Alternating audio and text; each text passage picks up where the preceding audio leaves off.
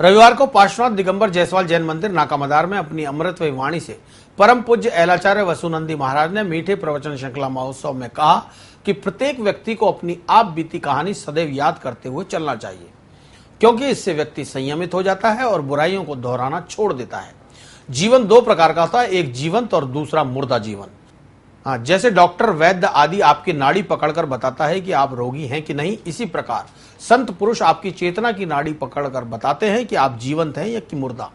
मीठे प्रवचन में पाप बिना अपराधी कौन विषय पर मुनिराज ने कहा कि संसार के अधिकांश प्राणियों की मान्यता है कि मैंने कोई पाप किया ही नहीं तो मुझे इतना दुख क्यों मिल रहा है, लेकिन यह वह नहीं जानता कि उसने इस जीवन में नहीं तो पूर्व के जीवन में ऐसे पाप किया है जिन्हें वह भूल चुका है।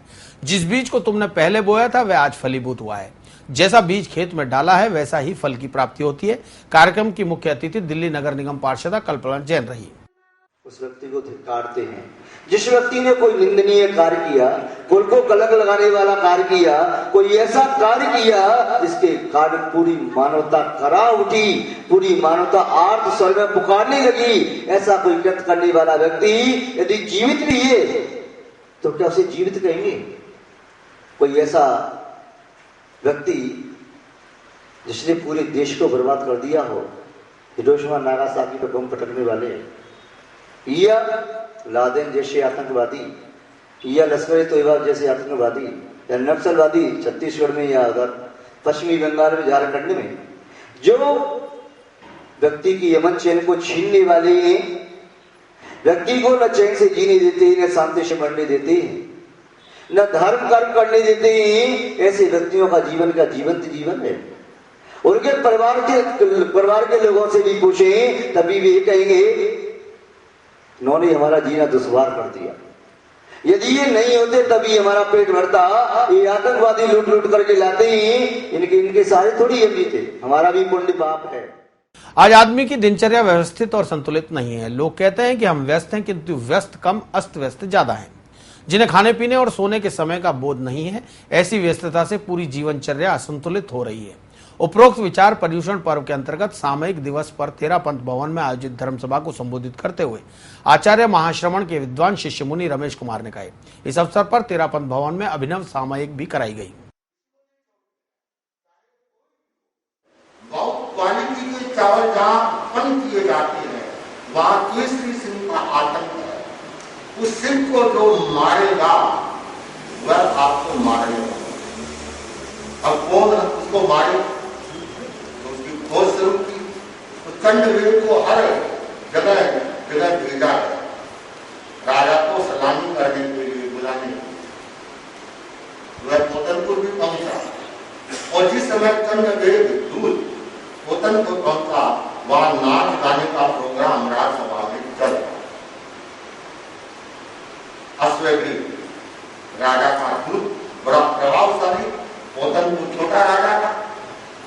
वह जैसे ही आया प्रजापति खड़ा हुआ, नाच गान को बंद किया, उसका मान स्वागत किया, आने का कारण पूछा। कोई खास कारण था नहीं, केवल वहां जाकर हाजिरी दे दी।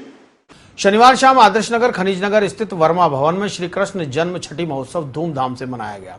इस अवसर पर बाल गोपाल माखनचोर कन्हैया का नयनाभ्राम श्रृंगार कर भव्य फूलों और रोशनियों से सजाकर भव्य झांकियों का मंचन भी किया गया। महिला मंडल की सदस्यों द्वारा कृष्ण महिमा से जुड़े भजनों की प्रस्तुति देकर समा बांधा। इसके बाद कृष्ण लला के नाम संस्कार के बीच 56 भोग की झांकी के साथ मिश्री माखन और पंचामृत का भोग लगाकर महाआरती की गई और सभी को छठी की शुभकामनाएं देते हुए प्रसाद वितरित किया गया। इस अवसर पर कई नन्हे मुन्ने बच्चों ने बाल कृष्ण का रूप धरकर माखन चोरी की लीला का प्रदर्शन भी किया।